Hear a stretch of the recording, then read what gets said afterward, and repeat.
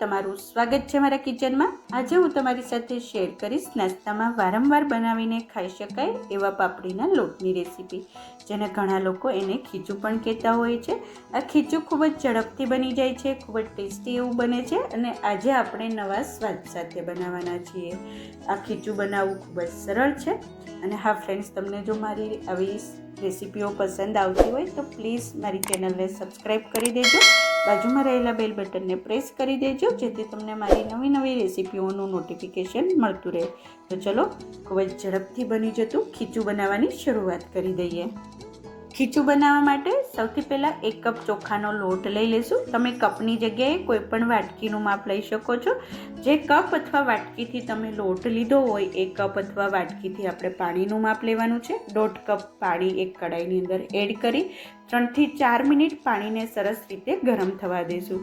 પાણી સરખી રીતે ગરમ થઈ ગયું છે। હવે એની અંદર અડધી ચમચી જીરું એડ કરી દેશું, સ્વાદ પ્રમાણે મીઠું એડ કરી દેશું, અડધી ચમચી સફેદ તલ એડ કરી દેશું, ખૂબ જ સરસ એવી ફ્લેવર આવે છે। 1 ચમચી લીલા મરચાંની પેસ્ટ એડ કરી દેશું। ફરીથી 3 થી 4 મિનિટ પાણીને ગરમ થવા દેશું।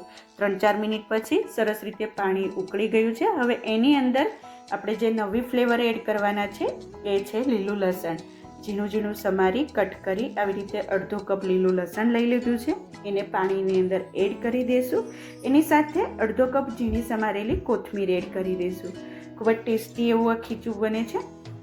1 ટીસ્પૂન પાપડીનો ખાર એડ કરી દઈશું, 1 ટેબલ સ્પૂન શીંગ તેલ એડ કરી દઈશું અને ચપટી અજમાને આવી રીતે હથેળીની અંદર ચોળી અને એ પણ એડ કરી દઈશું। સરખી રીતે મિક્સ કરી 1-8 મિનિટ આ પાણીને ઉકળવા દઈશું।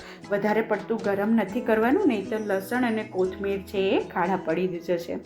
સરસ રીતે બધી વસ્તુ મિક્સ થઈ ગઈ છે। હવે એની અંદર આપણે 1 કપ ચોખાનો લોટ એડ કરી દઈશું। ગેસની ફ્લેમ સ્લો કરી દઈશું। વેલણની મદદથી આવી રીતે લોટને આપણે પાણી સાથે મિક્સ કરી દઈશું।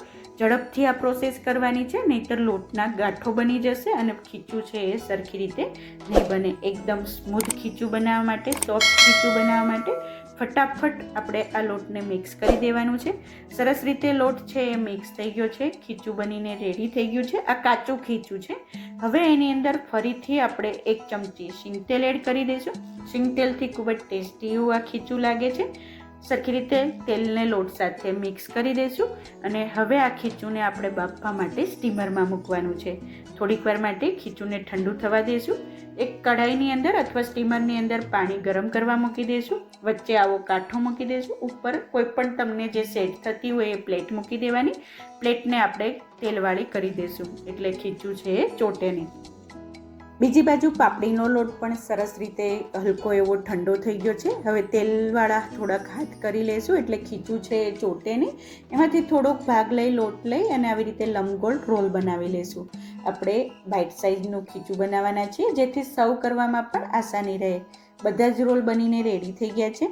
પ્લેટ પણ સરસ રીતે ગરમ થઈ ગઈ છે। બધા પાપડીના લોટના જે રોલ બનાવ્યા છે એને પ્લેટની અંદર સેટ કરી દઈશું। સરખી રીતે ગોઠવી દઈશું। ઢાંકણ ઢાંકી 10 થી 12 મિનિટ આ પાપડીના લોટને આપણે સ્ટીમ કરવા મૂકી દઈશું। ગેસની ફ્લેમ મીડિયમ ટુ હાઈ રાખશું। 10-12 મિનિટ પછી ચેક કરી લઈએ।